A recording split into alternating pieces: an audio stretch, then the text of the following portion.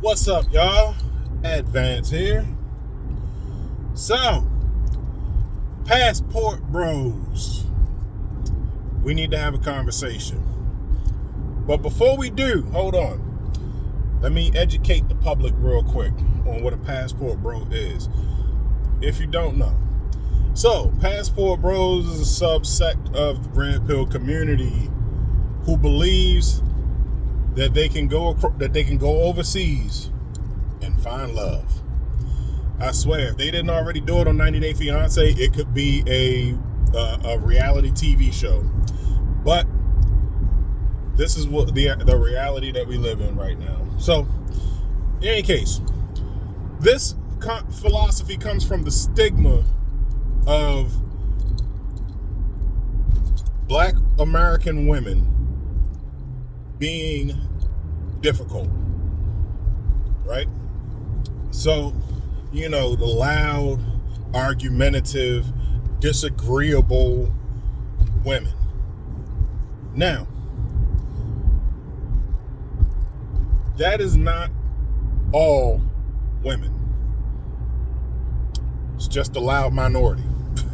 So, what I mean when I say that is that you can take maybe like 10% of a population or community or whatever, and if their voice is the loudest, then you can't really discern, you can't really differentiate them from the rest of the group, especially if nobody is telling them to, hey, shut the fuck up.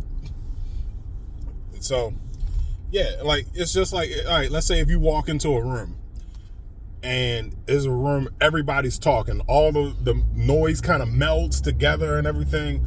It's really hard to pick out who's not talking, unless you might be able to like see like maybe the immediate 2 or 3 people in your vicinity and say, oh, they're not talking. But like, yeah, in terms of like a big ass crowd like that, no, you're not gonna be able to pick them out. But in any case, going forward with the subject, these are guys that move overseas. These are what were referred to back in my day, I should say, as these are the nerds, the guys that are, that put the work in to do their to do their due diligence, to get that high paying job or whatever. They don't go out, they don't really they don't fuck off on a lot of women, so they like real loyal. But problem is that loyalty is often mistaken for boring. So yeah, like these are the guys that we talk about them all the time, the good men. And I'm not talking about the ones that like to pretend, that's putting on a mask or whatever, putting their best foot forward. I'm talking about the real good men, that's what they, that's what they do. So, and the rhetoric with the Red Pill movement is basically a distrust. I'm not going to say dislike, but the voice that took that over is a distrust of women, which is fucking ridiculous that the game is the way that it is. And yeah, that's a topic for another video. So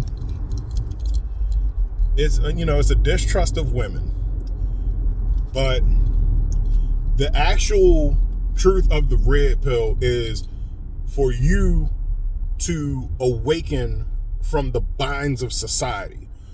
Can you sift through all the bullshit that's on the media and say, okay, think for yourself. I'm going to think for myself. I'm going to do for myself. I'm not going to do X, Y, Z because the guy on the TV told me that I should. Are you a free thinker? And I don't mean whatever the fuck Kanye West describes him as. I mean a literal free thinker. Like, are you doing what you do because it is in your principles. It's in principles that you yourself identified, or is it principles that was given to you by your creed or family or media presence or whatever? So yeah, so there's that. That's pretty much it in a nutshell. But now the problem is like, it's several stages that you go into of awakening, and a lot of people really just stay on stage one. Remember how back on a couple videos ago where I was talking about the benefits of being a hater, and how like at the very base level, you have to envy. That's what I mean. So park real quick. So the base level of being what is referred to as being red pilled is when you experience heartbreak, and it's commonly referred to as red pill rage. Now, just like how I said about being a hater, if you stay in this, you're gonna be fucking bitter. You're gonna be angry at you're gonna be angry at everybody. So, but can't be there. This is where these passport bros are. Some of them, not all of them, because you can't generalize with anything nowadays, because humans are such complex creatures. But the ones that spit this rhetoric will sit there and say, all right, American women are a lost cause. You can't honestly say that unless you've traveled every corner of this country. So because they think that going overseas is going to find them love, is going to find them more submissive women. No, that's not the case. The thing is, when dealing with foreign women, or just anybody in general, it's a culture that you're thinking about. So yes, these women are taught life, general life skills, how to be a wife, how to do for their man, this, that, and the other, how to clean, how to cook, all that stuff. But at the same time, because these women have these values, the men of those countries stick up for them. So when they hear some dude go on the internet and say, hey, everybody, overseas is where is the place to be. Hey, come over to Thailand, get your passport, come to Thailand, let's go to Brazil.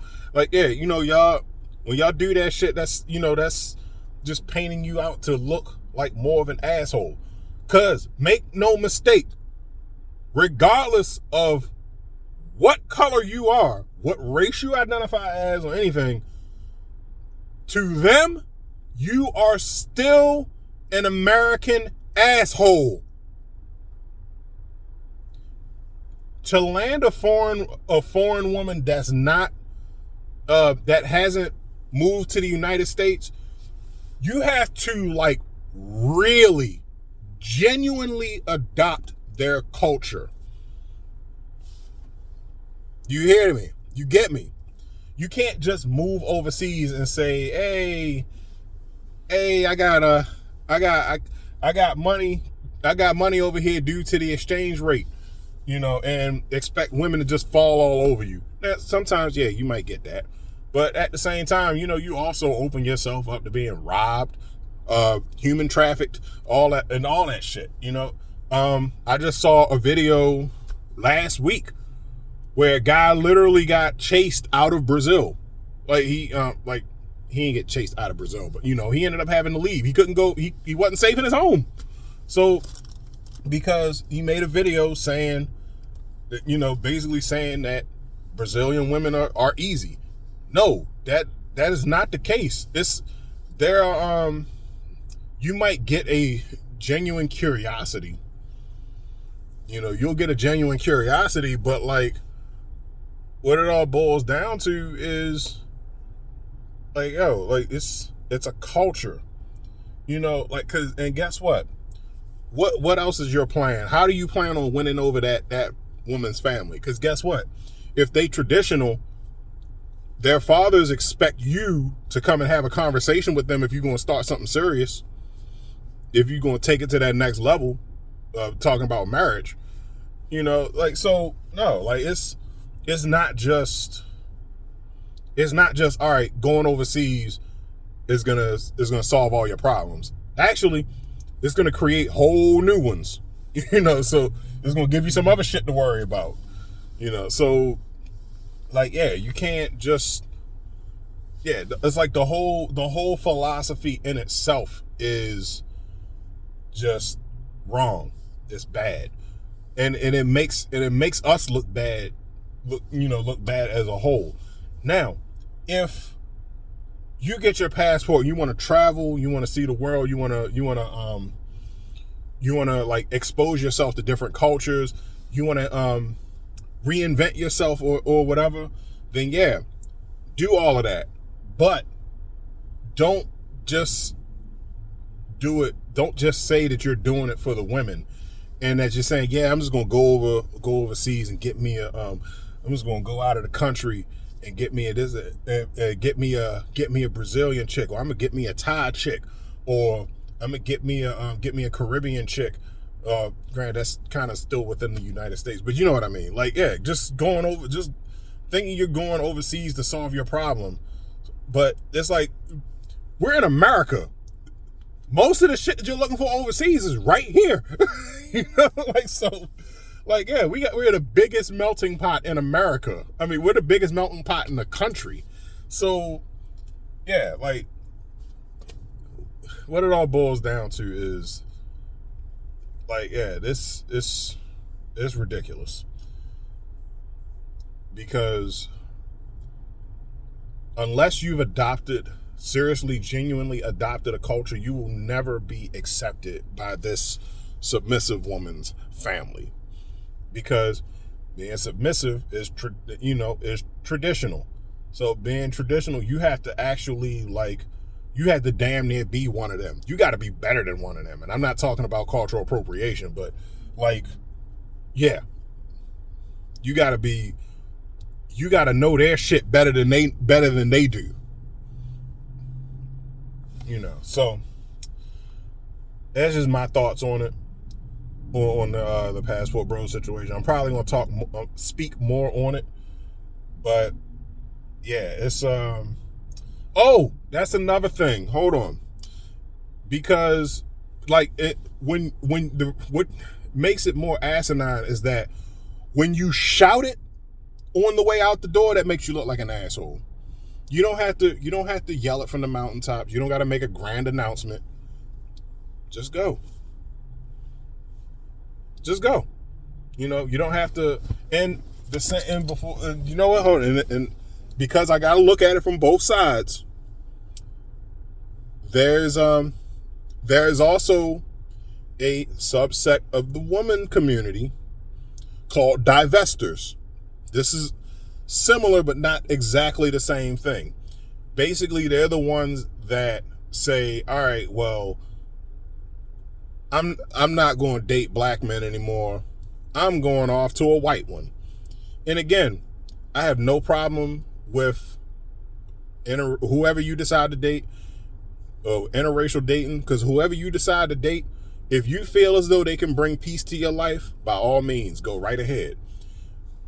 But again, you don't have to make a grand announcement, because when you do that, you're putting down other people. You're trying to really like kick people on the way out the door.